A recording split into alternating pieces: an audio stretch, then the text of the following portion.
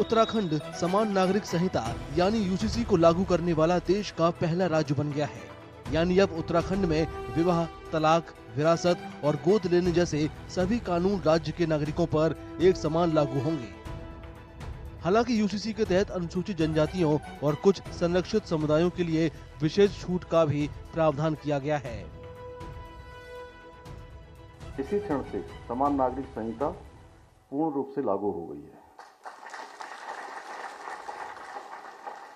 और इसी क्षण से उत्तराखंड राज्य के समस्त नागरिकों के संवैधानिक और नागरिक अधिकार एक समान हो गए हैं। There is equality in terms of the marriage. There is equality in terms of the inheritance.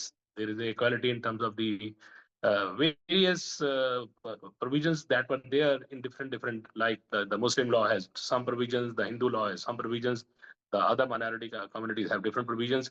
So now it has brought in all of them under the same ambit.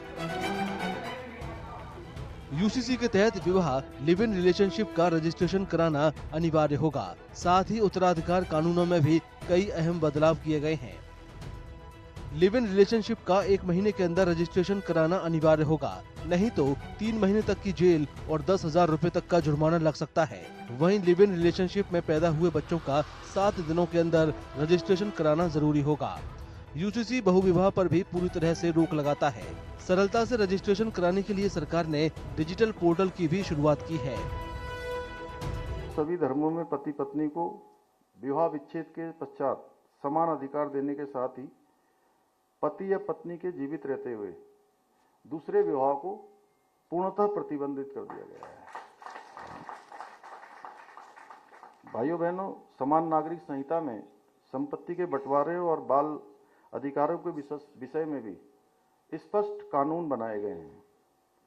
इन कानूनों के अंतर्गत सभी धर्म और समुदाय में बेटी को भी संपत्ति में समान अधिकार प्रदान कर दिए गए हैं। इसके साथ ही संपत्ति के अधिकार में बच्चों में भी किसी प्रकार का भेद नहीं किया गया है।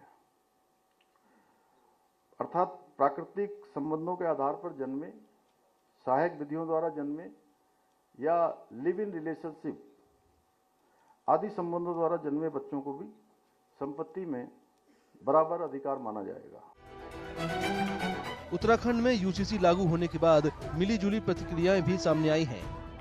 यूसीसी के समर्थकों का मानना है कि ये सभी के लिए समान अधिकार सुनिश्चित करेगा, जबकि आलोचकों का मानना है कि ये अलग-अलग धर्मों के अपने-अपने कायदे कानूनों और प्राइवेसी में दखल देगा, जिसकी वजह से इसे कानूनी तौर पर विरोध का सामना भी करना पड़ सकता है।